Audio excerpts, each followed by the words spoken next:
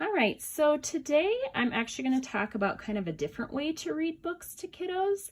And this is good for two things. If you're working on just simple vocalizations with kiddos, or if you're kind of working on increasing that understanding of language and following directions. So, a lot of children's books, if you kind of take the time to notice, often have a picture of the same thing on every page.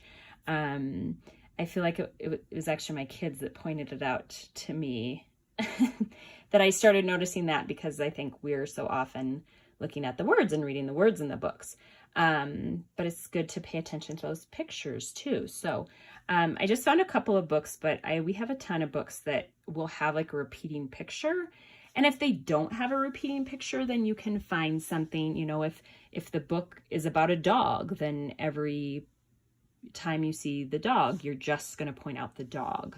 You're not going to worry so much about reading the words this time when you read it, but you're just going to point out whatever that repeating thing is. If there's people in the book, you could go through and point out the nose, that everybody has a nose, nose, nose, nose. So let me kind of show you what I'm talking about. So this book is Silly Little Goose, and on every page there is a hat. So all you would do is open the book up and say, oh, Silly Little Goose, let's find all the hats. So if you're just working on that simple vocalization, then you point them out and go, hat. Where is it on this page? Hat.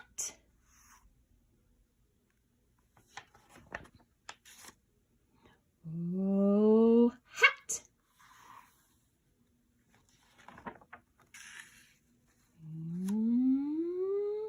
Oh, hat. It's tiny. Oh, hat. And this is good too for those kids that just really want to flip through the pages quick, that if we're looking for something, we find it and we flip the page. But they're getting that little sound and they're hearing it over and over again. And as I've talked about, the more kids hear a word, the more likely they are to say it. It's kind of exciting because we're like, oh, we're waiting for it. Can we find it? Can we find it? Where is it? Oh, hat. And then it's exciting when we find it.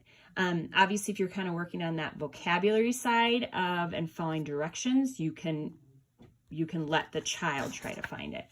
Where's that hat? Where is it? Where is it? And see if they can find it.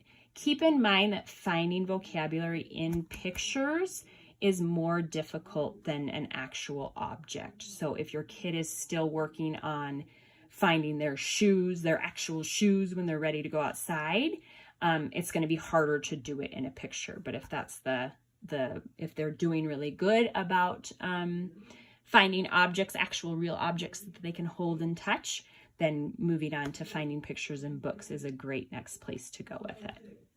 So here's another one, and hat. Let's see, Trashy Town. I maybe have sent this one out to you guys too, but there's a mouse on every page too. So you could do mouse, mouse,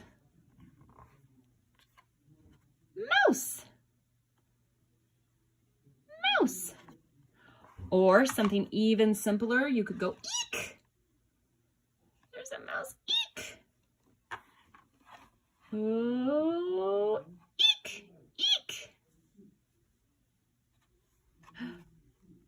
Where are they? Oh, eek, eek. Oh, eek, eek.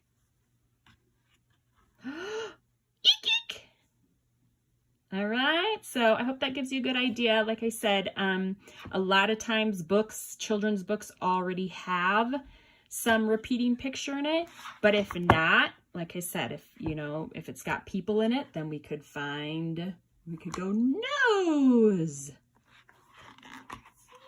nose. Or if the book is, about, if it's got balls in it, balls, or anything like that, just making those finding that simple little word that you're just going to repeat for every page and find it on every page. So, all right, hope that is helpful, and I'm sure we'll talk to you soon. Bye-bye.